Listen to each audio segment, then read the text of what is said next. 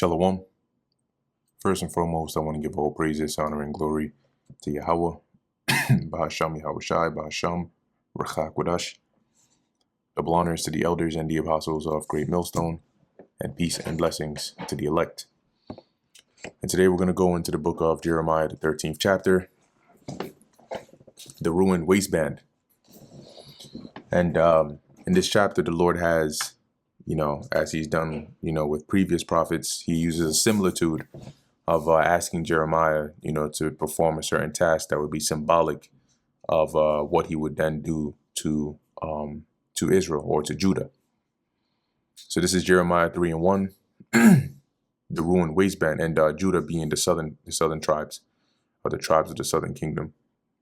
Thus saith the Lord Yahweh unto me, go and get thee a linen girdle, and put it upon thy loins, and put it not in water. So Jeremiah was basically commanded to go and buy a girdle. And a girdle, in the ancient world, since you would have your garments, a girdle was like a waistband. And as it says, and put it upon your loins, so your waist, and put it not in water, so don't wash it. And let's look up here a girdle Bible times. See if we can get an image of that. Yeah, so you can see it's basically like today you have a belt, right? But a girdle was like a waistband, right? For lack of a better word. So Jeremiah goes and gets it, right? Verse 2. So I got a girdle according to the word of the Lord Yahweh, and put it on my loins. So he wore it.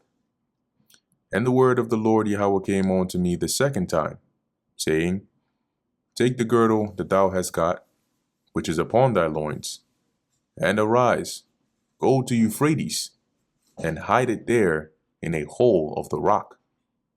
And I mean, just for, some insight, see Jeremiah journey to Euphrates. Maybe somebody has diagrammed this. Okay.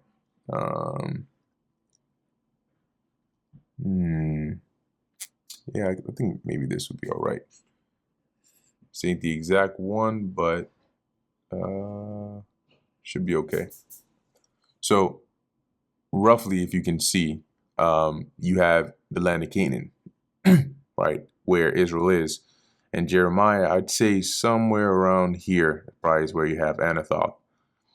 So the Lord tells him to go all the way to the Euphrates, right, to the Euphrates River. So that's a journey. So make his way to the Euphrates River, as we're reading here. And basically take the girdle that the Lord told him to go and buy, go to the Euphrates, and then hide it there in the hole of a rock. So basically dig up a hole in there and then hide your girdle in there. Showing you the obedience of the prophets. That's like taking a long trip. And somebody might say, oh, just to bury a girdle. But there's a reason why the Lord commanded him to say that or to do that. Okay. So it says here, verse 5, so I went and hid it by Euphrates as the Lord Yahweh commanded me.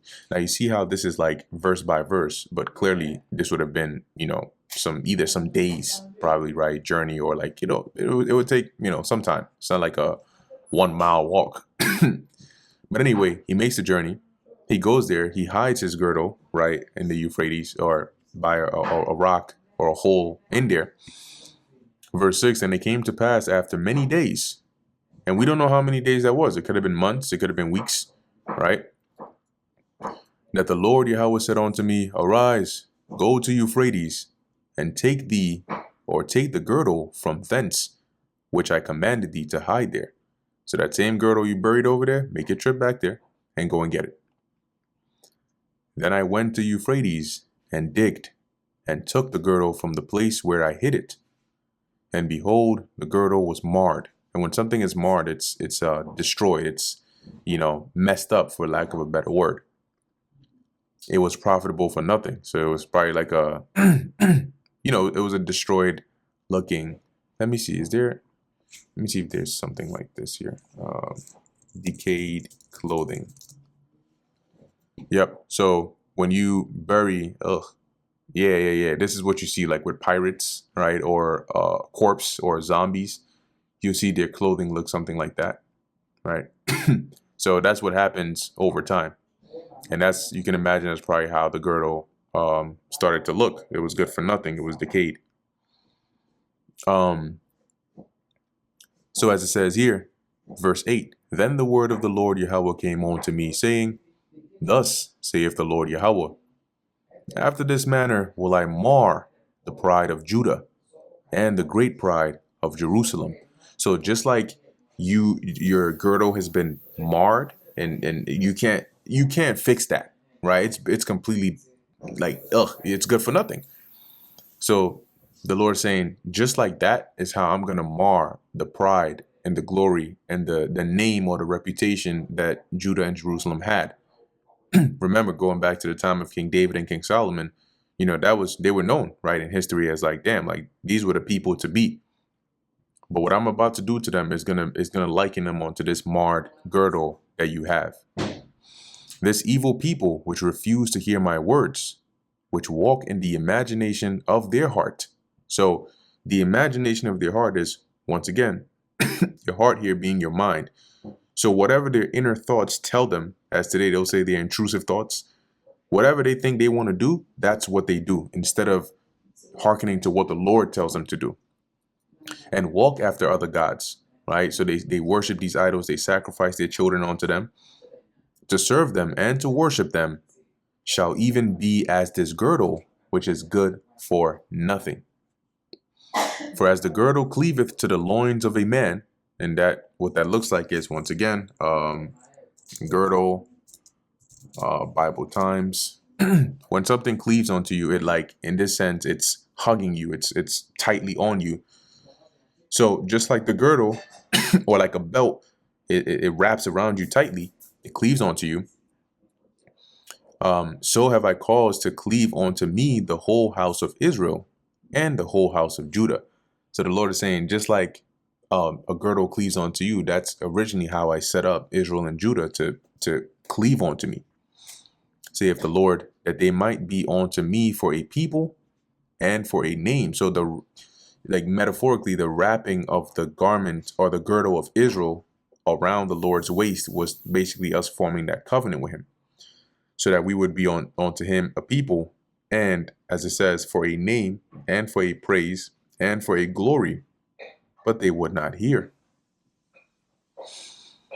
Because by being wrapped around the Lord and cleaving onto him, he would magnify the name of Israel, right? Make us a praise in the earth and a glory in the earth. But due to disobedience, our people did not hear. Therefore thou shalt speak unto them this word, thus saith the Lord Yahweh, God of Israel, every bottle shall be filled with wine. And they shall say unto thee, do we not certainly know that every bottle shall be filled with wine? Now, reading this in the NLT to give a better sense of the dialogue here. So tell them, this is what the Lord Yahweh, the God of Israel, says, may all your jars be filled with wine.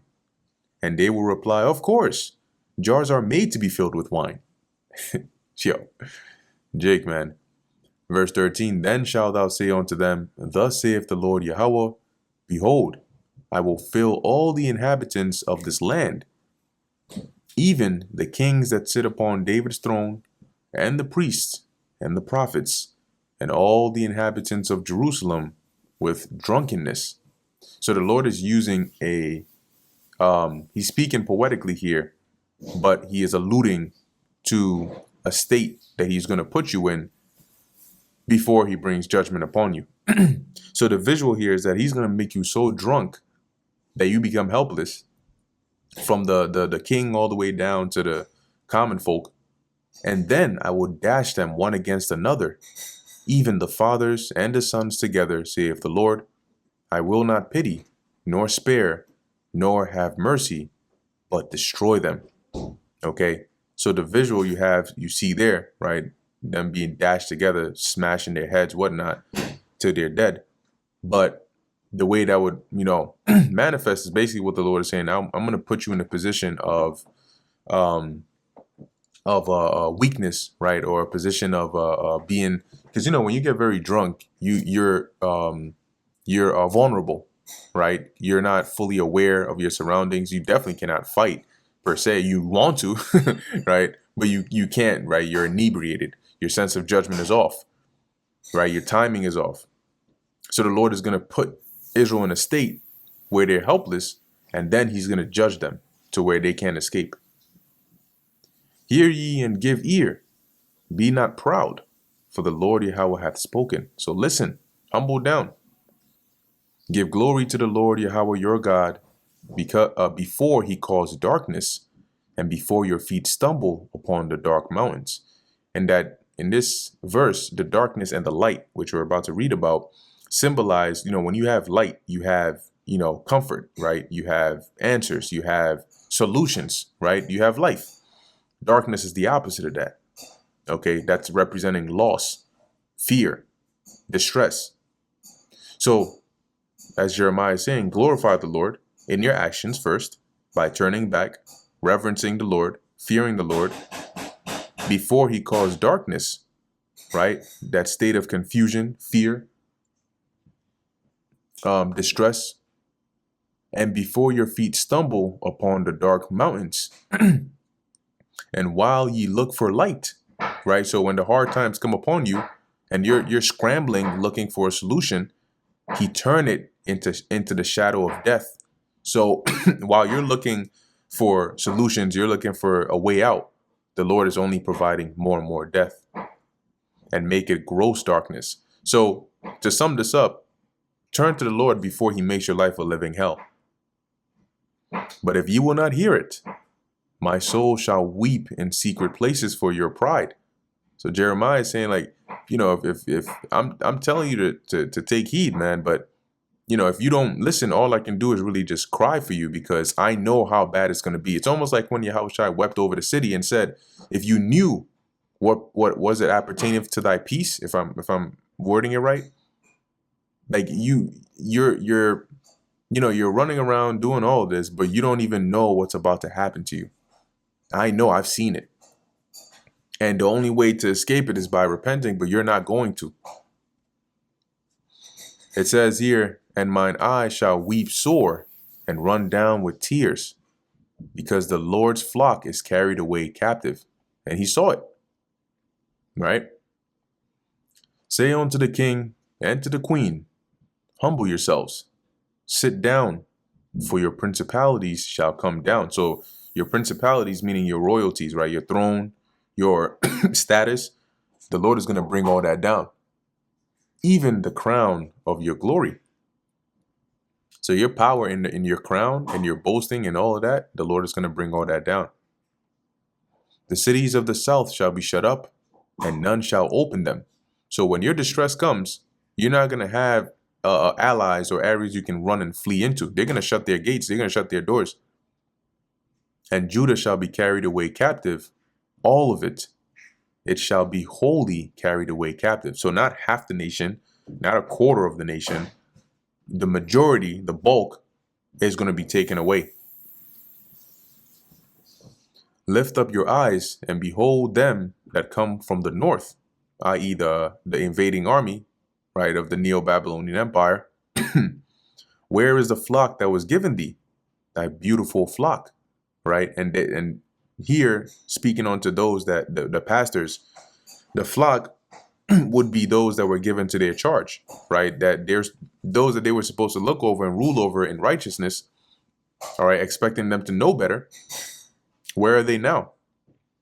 And they were first scattered and destroyed due to being misled, and then ultimately taken what? Captive, right? It says, what wilt thou say when he shall punish thee? Right? So what's your answer going to be to the Lord when he brings his judgment upon you? For thou hast taught them to be captains and as chief over thee. And this is referring to the allies that or the alliances that Judah tried to form.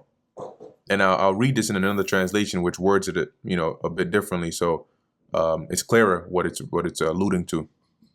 Shall not sorrows take thee as a woman in travail? So If we pull this up, once again, NLT and even NIV, but it says, what will you say when the Lord Yahweh takes the allies you have cultivated and appoints them as your rulers? Pangs of anguish will grip you like those of a woman in labor. Because when you look into the, when it says taught them to be captains, when you look into the word captains, it also goes into tame, right? And technically an alliance is almost like a taming, because sometimes you form an alliance with those that at one point were your enemies. And that's like a taming of them, right? So as it says, tame, docile, friend, intimate. Okay, chief, chiliarch. So those that Judah try to form alliances with, the Lord would use them to be over you. And your calamity will come upon you like sorrows, right? Or sorrows will take over you like a woman in travail. You're as a nation, you're going to be in pain. And if thou say in thine heart, so if you start to wonder, wherefore came these things upon me? Like, why? What's going on? Why is all this happening? The answer is, for the greatness of thine iniquity are thy skirts discovered. The skirts discovered is, the image is like a woman whose skirt gets lifted up, and then she's basically uncovered, right? She's exposed. And thy heels made bare, which is another way of saying, you suffer hardships. So because of your iniquities, because of your wickedness, you're blatant. It's not ignorant. It's blatant wickedness, deliberate, adding sin onto sin, over and over and over and over again. Because of that, the Lord is doing this to you. He's exposing you. He's bringing down your glory, and he's causing you to endure affliction. Can the Ethiopian change his skin, i.e. his skin color, or the leopard his spots? Then may ye also do good that are accustomed to do evil. Damn. So you are so accustomed to do evil that the chances of you doing good is like a leopard changing his spots, or a very dark-skinned Ethiopian changing, pulling the X-Men, Mystique, and changing his skin color to look like an Edomite, or look lighter skin. Therefore will I scatter them as the stubble that passeth away by the wind of the wilderness. So what this is, right? The stubble, let me just say, stubble blown in wind. Okay, not what I'm looking for. Let me see. Threshing floor. Oops. Okay. One of these should have. There we go. This is not bad. Okay, this is also not bad. So the stubble is this like the remains, the sheaf, all that. And typically, they have the threshing floor in an open space so that the wind can blow it and clear it, right, and clean it. And sometimes to help with that, they will use these like pitchfork looking things to like lift and throw up the chaff into the air so they can be separated by the wind and blown away. So as it says, so the Lord says he's going to scatter Judah, right? And uses the analogy like how stubble is scattered or blown away by the wind. That's how they're going to be taken and sent away into a foreign land. In this case, the region of Babylon. This is thy lot. So this is your portion. The portion of thy measures from me. So this is the judgment, or the damn, I'm losing words here. But this is like the measure, right, of the judgment that I've cut out for you, to say this is what you're going to go through. Saith the Lord Yahweh, because thou hast forgotten me and trusted in falsehood, which are the ways of the heathen nations, primarily their idol worship. And the reason idolatry is emphasized so much is because idolatry comes with practices. It's not just, oh, you just wake up and bow down to an idol. There are practices that come along with it, like child sacrifices and so many other things, that temple prostitution, right, that the Lord is against. And that's why he mentions this so much, because it literally is a driving factor of leading Israel astray from the Lord.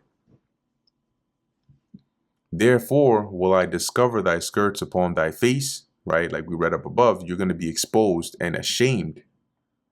that thy shame may appear.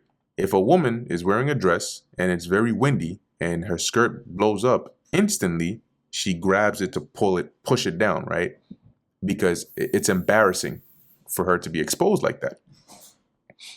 And that's why, and that's what the Lord is saying he's going to do, right? In a sense, by stripping you of your glory, of your title, of your position, and turning you from a defense city into slaves that have to walk, that have been stripped of their clothes, that are weak and defenseless, and that have been made bare and subject to the Babylonians and carried into their land.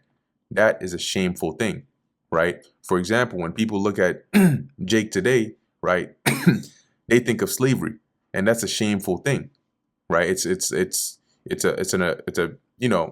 looked at as an atrocious thing, right? A negative thing that happened, but it's like a shameful thing. When people look at the history of Israelites today, I'm referring to the so-called Negroes, Latinos, and Native Americans, primarily the Southern Kingdom, they look at it as like you go back to a point where you were 3/5 of a man, right? Like their records and images of the kind of life you used to live, right? And that's a shame. So similarly, as the Lord was telling them back then, I'm going to send you in captivity, and that'll be a stain. That'll be a shameful thing.